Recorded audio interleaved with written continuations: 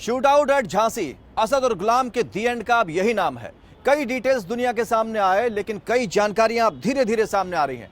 Shoot out पर आपने जितनी भी एक्शन मूवी देखी होंगी, रियल के शूट आउट ने सबको फेल कर दिया है।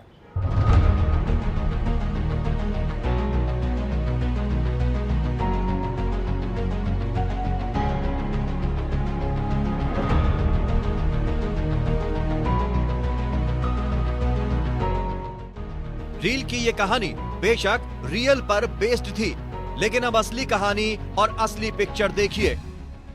अतीक के बेटे असद और उसके गुर्गे गुलाम के जिस एनकाउंटर पर विपक्षी सियासत में तूफान है, जिसने अतीक के क्राइम सिंडिकेट की कब्र खोद दी, उस शूट आउट का ब्यौरा वैसे तो मोटा मोटा आ चुका है, लेकिन कई बारीकियां हम आपको बताएंगे। असद गुलाम की लोकेशन से मिल रही उन 30 मिनटों की कहानी, जब असद और गुलाम का काम तमाम हुआ। जगह थी झांसी, वक्त था दोपहर 12:30 से 1 बजे के बीच का। 30 मिनटों की पूरी पहेली कहानी गुरुवार तारीख 13 अप्रैल दोपहर 12:30 बजे की है, लेकिन असद और गुलाम के काउंटडाउन की उल्टी गिनती ठीक 24 घंटे पहले शुरू हो चुकी थी। लोकेशन मिल चुकी थी, एसटीएफ की टीम चौकन्नी थी। पता चल चुका था कि उमेश पाल मर्डर केस के शूटर झांसी में परीक्षा डैम के पास है। फिर ठीक एक दिन पहले यानी बुधवार 12 अप्रैल को एसटीएफ की टीम झांसी पहुंच गई।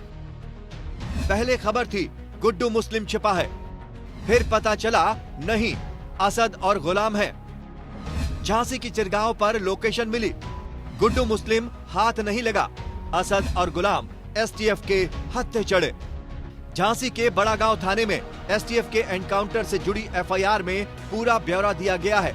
एसटीएफ के डिप्टी एसपी नवेंदु और विमल सिंह की टीम को 12 अप्रैल की रात खबर मिली कि गुड्डू मुस्लिम झांसी के पारीछा में छिपा है। किसी सतीश पांडे के यहाँ छिपे होने की खबर थी। पहले भी गुड्डू मुस्लिम यहाँ रह चुका था। एसटीएफ के पहुंचने से पहले गुड्डू फरार हो गया। सतीश पांडे के घर का पूरा एंगल सामने नहीं आया है। हालांकि पांडे के परिजनों का दावा है कि उन्होंने तो पुलिस से कोऑपरेट किया और अब उन लोगों का बाहर निकलना दूभर हो गया है। ये मामला अब और बढ़ाया गया, बिना बात का हम लोग का क्या है तो हम लोग सुसाइड कर लेंगे। अच्छा ये बताओ, क्योंकि हम लोग ऐसे नहीं है ना, हमारा इन लोग से किसी से कोई लेना देना है। बहुत ही सुलझा हुआ परिवार है हमारा, हमें नहीं है मतलब इन सब किसी भी चीजों से। योगी जी से बस हम यही कहेंगे, थोड़ा सा अपनी मीडिया को थामे, उनसे ये कहें कि जो बेगुनाह है आपसे बैठा के अगर प्यार से इज्जत से बात किया तो उसको उसकी बेगुनाही दिखाओ ना, सच दिखाओ। मीडिया इसीलिए होती है, सच का साथ देने के लिए होती है। हम 1 महीना पहले भी जब मीडिया आई थी तो हमने कोई बात नहीं की, सिर्फ इसलिए क्योंकि पुलिस अपना काम कर रही। तो अगर हम पुलिस को सपोर्ट कर रहे हैं, लोगों को सपोर्ट कर रहे हैं, तो आप लोग का भी बनता है कि हम लोग को सपोर्ट करिए। खैर, गुड्डू तो भाग गया, लेकिन तभी एसटीएफ को भनक लगी कि असद और गुलाम भी झांसी के पास छिपे हैं। डिप्टी एसपी नवेंदु टीम के साथ 2 गाड़ियों में झांसी के आसपास एक्टिव हो गए।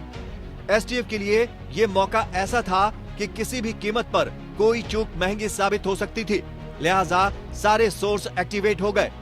सर्विलांस ऐसा कि एक एक चीज पर निगाह। तभी झांसी की चिरगांव लोकेशन ट्रेस हुई, लेकिन असद गुलाम फिर चकमा देकर भागे। मुखबिर ने बताया दोनों बाइक से भागे हैं। पारीछा डैम की तरफ भागने पर मुहर लग चुकी थी। नंबर प्लेट तक का सटीक ब्यौरा मिल गया। एसटीएफ की किस्मत और एक्शन दोनों एक साथ काम कर रहे थे। पल पल की इंटेलिजेंस मिल रही थी। यहाँ तक कि ये भी पता चल चुका था कि असद व्हाइट कलर का पठानी सूट पहने है, गुलाम टी-शर्ट और लोअर में है।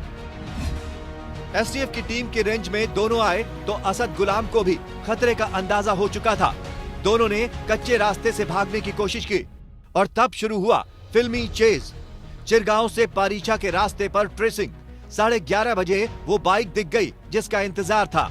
पारीछा बांध के मोड़ से करीब 100 मीटर पहले स्कॉर्पियो पर सवार एसटीएफ टीम को असद गुलाम बाइक से हराना चाहते थे। रास्ता कच्चा जरूर था, पर एसटीएफ का इरादा पक्का था, किसी भी कीमत पर दोनों को जिंदा पकड़ना। 1.5-2 किलोमीटर तक ये फिल्मी चेजिंग चलती रही।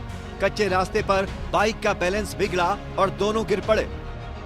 यहीं से एंड की फाइनल कहानी शुरू होती है। असद और गुलाम ने विदेशी पिस्टल से गोलियां बरसाई।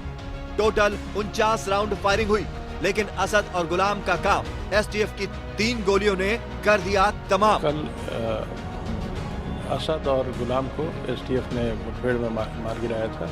ये दोनों इन दोनों ने 2 कांस्टेबल्स की हत्या की थी प्रयागराज में, और साथ ही एक इम्पॉर्टेंट विटनेस श्री उमेश पाल का मर्डर किया था।